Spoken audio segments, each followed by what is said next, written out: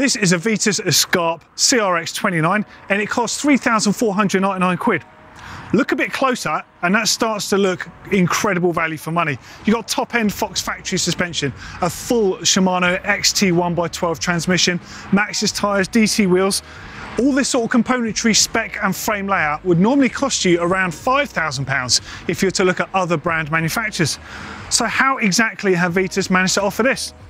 Well, let's find out, shall we? Who is Vitus as a brand? Yeah, so Vitus has obviously been around for a number of years now. It's led by a small team of passionate riders that just love riding their bikes. Hi, I'm Matthew Hindman and I'm a design engineer for Vitus Bikes. I'm Alex, I do the marketing for Vitus and I'm trying to keep up with these boys today but having a hard time of it. Hello, I'm Enrique Repolles and I'm the concept designer for Vitus Bikes. Right, I'm Matthew Matton, I'm head of product and brand management for Vitus. Hi, I'm Michael and I'm boss man at Vitus Bikes. Hi, I'm Dale McMullen, I'm the R&D manager for Vitus Bikes. I'm Matthew and I'm the Vitus MTB product manager. Hi guys, Glenn O'Brien, I am the team manager for the Vitus First Tracks race division. How's it going there? It's Gary Dawson, team rider for the Vitus. Now, I think I'm probably guilty of having accused Vitus Bikes of being a budget brand or an entry-level brand, but that is absolutely not the case. Yes, they make bikes that are great value for money, but what they're trying to do is give you, the consumer, or me, they're bikes for us, for like real riders, if that makes sense. They don't have a very expensive race program with top-end elite racers. That's not what they're about. They're trying to make the very best bikes that they want to ride. This is Vitus Bikes behind me. This is what they do. And it's really cool to see, actually, and just get a riding with the people that are actually designing the bikes, the people that are speccing the bikes, the people that are deciding what angles to go on the bikes. They're all here. This is the crew. I made me be so proud of when I put my leg over one of the bicycles and go out. It's just an amazing feeling. Yeah, I cannot describe it. It's just really good. I think that the best bit about what we do for a living is the fact that we can ride the bikes, we can see it, we can feel it. We're very connected to the process, which is great, and I love that element of my job. It's something that I've been looking at on screen for probably 4 or 5 months, that, you know, seeing out in the trail is something that I get to test, obviously, but seeing someone else ride it is, you know, just a person you would see at your local trails at the weekend. It's a nice feeling to see something that you've worked on that someone else is out enjoying. Just about this, we're just a bunch of guys who love riding bikes, and we've built that in-house capability to design the bikes that we want to ride. It's not about design compromise, it's really about how the supply chain's organised. So Vitus is essentially a direct-to-consumer brand, so there's no middleman in the supply chain. Now, in case you're not aware, Vitus are not a new brand. They've actually been around since the 1930s, where they were based in France as a manufacturer of the steel frame tubing in order to make bikes like this. Then by the 80s, they're actually massive on the road racing scene, producing bikes like this. And they were synonymous with the Irish racer Sean Kelly, who in that era was known as the greatest road racer on the planet. By 2015, 2016, they had a new home here in Belfast, which is actually quite a fitting link, given the link with the Irish racer Sean Kelly, who incidentally is actually a brand ambassador for Vitus today. Now, I've always seen Vitus as a bike offering staggeringly good bikes, great value for money and stuff, but in, I think it was 2020 last year, when they released the Summit and the Escape, models that I talked about on the GMBN Tech Show, I was honestly blown away. It was like there was a line in the sand, and the design team here had just upped the ante massively. Yeah, I suppose it's attention to detail. You know, so we basically focus on the parts of the bike that we think is really critical. Everyone needs good brakes, everyone needs good suspension. So this is the E-Summit. So the minute we've got the leverage graph up, so we've got a nice, what we're looking for here is a nice consistent progressive leverage curve with there's no regressive beginning and no regressive end, so it's just nice and supple at the beginning. It gives really nice good mid-stroke support, and then it has nice end stroke support as well.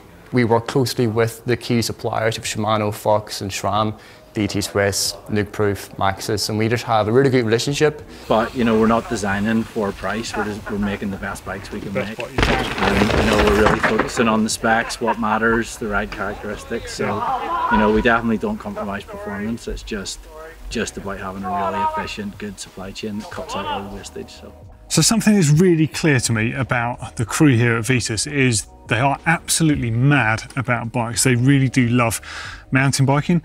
And the fact that they don't have a race team actually really stands out to me. So let's remember that mountain biking is both a sport and a pastime. And for most mountain bikers, it's a pastime. It's what you want to do at weekends. And these guys are making bikes purposely designed for us. Okay, so we know what Vitus bikes are about, but designing the bikes is a different thing. So Dale, talk us through the sort of the stages of development you go to with a bike. Like, what really comes first?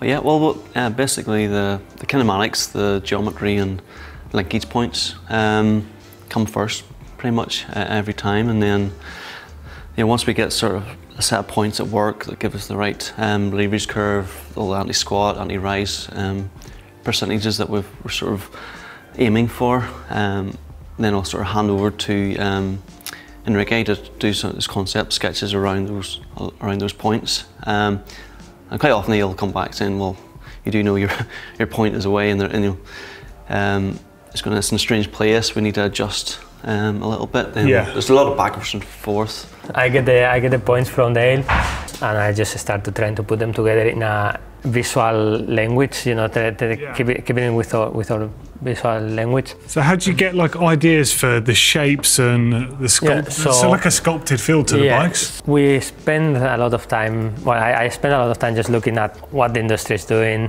looking at a lot of motorsports, car designers, keep all the time Instagram, looking at photos. Yeah, so because you build like a mood board. And when we start a concept like this, we started just making a wee analysis of the style that we want, the visual language that we want, something that is within the brand. And then I just started sketching in, you know, just in penciling. I usually go for a side view first. The side view of a bicycle is usually the first image that your customer is going to look.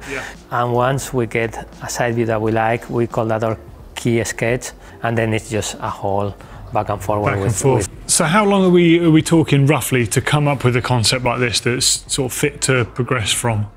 So probably I would say a minimum of 15 days working on the sketches, on different sketches. Can be more, depends of how lucky we get. There's a lot of things to take in consideration while we're sketching these things. It's not only making it looking nice, it's making it looking nice and make these guys happy. I like bikes, I like sketching. I'm a graphic designer and I studied fine arts, that was my degree. And the fact that I'm just doing this with bicycles is incredible, it's so rewarding. I could be doing this with washing machines and it will be good, but it won't be near as good as these little toys that we used to. It's just so much fun. No, that's the dream, to be able to be this involved with something and you get this much pleasure from it. I think this is quite a unique thing actually. It feels like the entire crew here are just so into this, and this screams volumes to me about the brand. So my name is Alan, I'm the design manager for Vitus, and my job essentially is to take Enrique's creative vision, his design language that he's got in the concept, and the mechanical sort of BOM, the structure of the project and the kinematics points, fuse those things together and create a real world bike. One of the most complicated bits of the whole bike is around the bottom bracket area, where we've got cranks spinning around, we've got heel clearance that you've got to take into account, you've got a chain, you've got your drive set. So it's all you know, in that one area of the bike. You know, this is one solution that we have here for that, including things like cable routing. Cable routing is often overlooked by sort of frame design, and it's part of the process that we do really crucially. We can virtually prototype the whole frame in that regard and make sure that it's all working as we expect. You can see we'll take the cables from every position and make sure that they work through the frame. Okay, so it's a lot of back and forth, I'd imagine, by this stage. Sure. So what goes on from you, Alan? Where do we go next in the process? So I work with the design and engineering team, and Matthew, for example, who I'll introduce you to in a moment, he would take a design from Enrique and engineer it, so something like a linkage, for example. So we've been through most parts of the process so far. We've seen the design as done by Enrique, we've seen like the suspension kinematics. What are you doing here with this linkage? What's going on? So I was just going to take you through kind of, you know, my day to day, how I would go about designing the parts and the components that would go onto a frame that has been shown to you previously. You know, we start off with a bunch of linkage points. It kind of is set out by the kinematics of the frames. It all starts very basic. You know, it's a simple 2D outline that we extrude in 3 dimensions. Then we would kind of go into, you know, a little bit more detail. I've, you know, included a nice flowing shape on the outside, and I've matched it on the inside there. The next step would be do some individual surfaces. So each one of these individual surfaces was put in manually. The next step is for the bearings. So basically just creating a nice solid structure to house the bearings within the linkage. After that, I add some fillets and some post-CNC machine work. You know, you're going from a pretty sharp, unfinished product to something that's nice and, you know, finished. So instead of 2-piece linkages that were welded in the middle, we decided on this 3-piece linkage that had a simple stamped bridge in the middle. So you can see here this has all been shelled out from the inside out to the outside because we don't want to get rid of any of this nice aesthetic. Meanwhile, we incorporate nice ribs running down from the key linkage points to ensure that the strength of the piece is as strong as possible. Then the finishing touches is, thankfully this linkage is a mirror image, so the last step was very, very simple. It was a simple mirror feature to bring it over to the other side. What sort of timescale are we talking to develop something like this? All in all, you could be taken somewhere probably within about 2 weeks for that. And then I guess you will get the satisfaction of the saddle time afterwards of this thing that you've all been working like tirelessly to get to. Of course, that's something that gives me, you know, the best satisfaction ever. That's got to be ultimate job satisfaction. Yeah, it's something that I've always wanted to make use of coming out of university. You know, it's something that I was always passionate about, design engineering, and the fact that I've been able to do a job like this, it's very satisfying. How's that for a work ethos? That's just brilliant, isn't it? Now, with Trailside Testing, how does it work with you guys? Do you have, do you work on like rapid prototypes? Do you get rideable prototypes? Do you get all your staff on them, or is there a very select? So usually the first samples we usually make a couple of different sizes for the whole, to suit everybody on the team. And then we build up usually 2 or 3 samples and just go off. Well, we'll just ride them for weeks. There's a point where you have to decide, is this, you know, do we need to make any more changes? And usually off the back of that test sample, you'll decide, you know, if geometry needs tweaked, or there's always a little bit of time with the alloy version to make a few tweaks. And then even in sort of suspension kinematics and stuff, we've just been building every iteration of the bike. We've been building on that or bikes. So you really hone in on what anti-Scott works, what, you know, anti-rise numbers, leverage curve, leverage rate, you know, progression. You can really hone in now on what works. And if you go outside of that window, it starts, you know, doesn't work. It's risky. Yeah.